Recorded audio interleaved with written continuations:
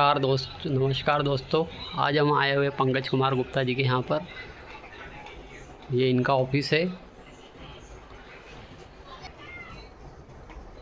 नमस्कार दोस्तों, हम आज आए हुए पंकज कुमार गुप्ता जी के यहाँ पर, जहाँ पर शेयर मार्केट संबंधित, टेक संबंधित और जीएसटी संबंधित सभी कार्य किया जाता है।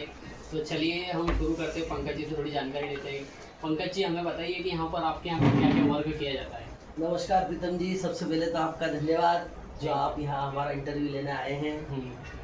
जैसा कि आप जानते हैं कि हमारे यहाँ सभी प्रकार का income tax registration, income tax return, income tax refund, audit, bank loan संबंधित सभी कार्य किए जाते हैं।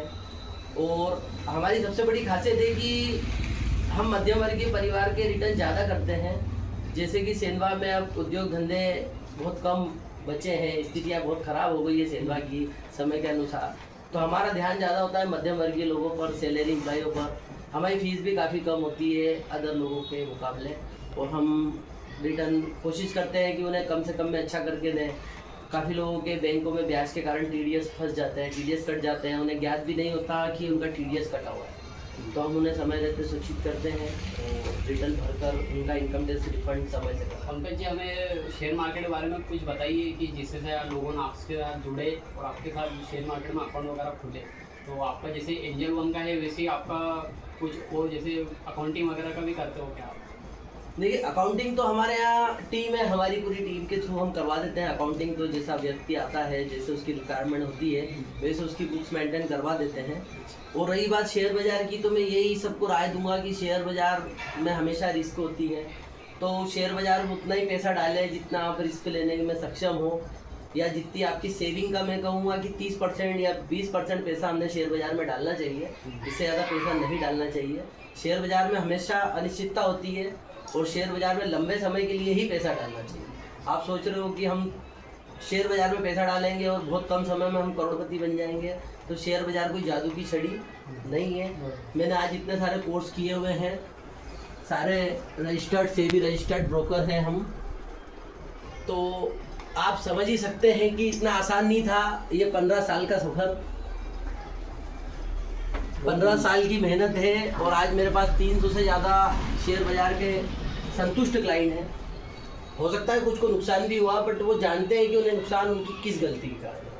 और हम सबको कोशिश यही करते हैं कि लॉन्ग टर्म इन्वेस्टमेंट करो तो आपको नुकसान तो नहीं होगा। पंकज भाई, हम आपसे जानना चाहेंगे, जो इनकम टैक्स रिटर्न जो भरते हैं तो एक सामान्य व्यक्ति भी भर सकता है, और एक मतलब इनकम टैक्स के बारे में हमें थोड़ी जानकारी बताइए कि कौन भर सकता है। देखिए, मैं आपको आज बहुत ही क्लियर शब्दों में बता दूं, बहुत सारे लोगों को ज्ञात नहीं है।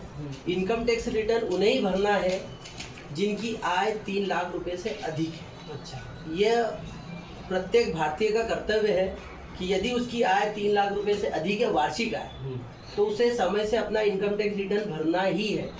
भले ही गवर्नमेंट 87A के अंतर्गत रिबेट देती है।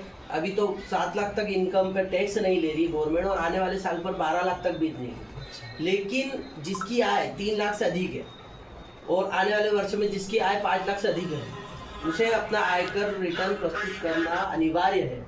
याद रखिए, देश प्रगति तभी करेगा जब देश के गवर्नमेंट के पास जनता के सही आंकड़े मौजूद होंगे कि भाई हमारे देश में जनता, कौन व्यक्ति कितना कमा रहा है, किस क्षेत्र में कितनी आय है, किस क्षेत्र में कितने विकास की ज़रूरत है, कहाँ से कितना टैक्स हमें मिल रहा है। गवर्नमेंट के पास सही टैक्स जाएगा तो वो पैसा विकास में लगाएगा।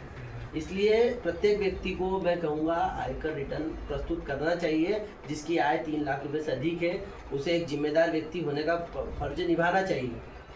तो पंकज जी, हमारे दर्शकों को बताइए आप कि जैसे इनकम टैक्स रिटर्न किसी को अगर भरना है तो उसके लिए डॉक्यूमेंट क्या लगेंगे, फीस वगैरह क्या रहती है? देखिए, मैं फ़ीस का तो ज़्यादा नहीं बता सकता कि हर व्यक्ति की अलग अलग फ़ीस होती है। अच्छा, लेकिन डॉक्यूमेंट बता देता हूँ। एक सामान्य व्यक्ति, उसे अपना कोई लेखा पुस्तकें, अकाउंट वगैरह बनाने की ज़रूरत नहीं होती है। मिथ्या है कि मुझे अगर रिटर्न भरना है तो मुझे अकाउंटिंग करना पड़ेगी, ऐसा बिल्कुल भी नहीं। मतलब साधारण व्यक्ति अपनी बैंक पासबुक, पैन कार्ड, आधार कार्ड, बैंक पासबुक, अपनी संपत्तियों की जानकारी, अपनी लायबिलिटी की जानकारी, दायित्व और मूल्य असेट्स की जानकारी लेकर अगर ओरल भी आ जाता है तो उसका इनकम टैक्स रिटर्न भर सकते हैं। इनकम टैक्स रिटर्न में कोई दिक्कत नहीं है और इससे डरने की भी ज़रूरत नहीं है। हम एक हमारी आय की गणना स्वयं करके हम सेल्फ असेसमेंट टैक्स भर के रिटर्न भर सकते हैं। कोई हर व्यक्ति को अकाउंटिंग करना अनिवार्य नहीं है। अकाउंटिंग वही व्यक्ति करे जिनके टर्नओवर 1-2 करोड़ से ऊपर है, या जिनके बहुत सारे काम हैं, आय भी ज़्यादा है, जो अकाउंटेंट रखने में सक्षम हो, वही आदमी अकाउंटिंग करे। अन्यथा वो अपनी पैन कार्ड, आधार कार्ड और बैंक पासबुक भी लेकर आ गए तो आय की गणना करके रिटर्न भर सकते हैं। ठीक है दोस्तों, हमने आज पंकज कुमार गुप्ता से जानकारी ली इनकम टैक्स रिटर्न और अपना शेयर मार्केट संबंधित। तो दर्शकों मैं आपसे विनती करूँगा कि आप एक बार अवश्य यहाँ पर विजिट करें श्री पंकज कुमार गुप्ता जी के यहाँ। धन्यवाद। पंकज जी, देश की जनता को आप क्या संदेश देना चाहेंगे? देखिए, मैं एक स्पष्ट शब्दों में कहना चाहूँगा, प्रत्येक व्यक्ति, प्रत्येक नागरिक का ये कर्तव्य है कि आयकर की सही गणना करके समय से अपना टैक्स भरे। ज्ञात रहे, आपके द्वारा भरे गए टैक्स से ही राष्ट्र का निर्माण होता है, राष्ट्र प्रगति करता है। उन्नत राष्ट्र के निर्माण के लिए, सक्षम देश बनाने के लिए प्रत्येक व्यक्ति जिसकी आय 5 लाख से अधिक है वो ईमानदारी से अपनी आय की गणना कर समय से इनकम टैक्स रिटर्न भरे, और 15 सितंबर से पहले अगर इंडिविजुअल रिटर्न भर देते हैं तो उन्हें पेनल्टी और दंड से बचाया जा सकता है। धन्यवाद। ठीक है पंकज भैया, हम बहुत बहुत आभारी आपसे मिलने के लिए। तो चलिए दोस्तों, एक बार अवश्य आप विजिट करें पंकज कुमार गुप्ता जी के यहाँ पर। धन्यवाद।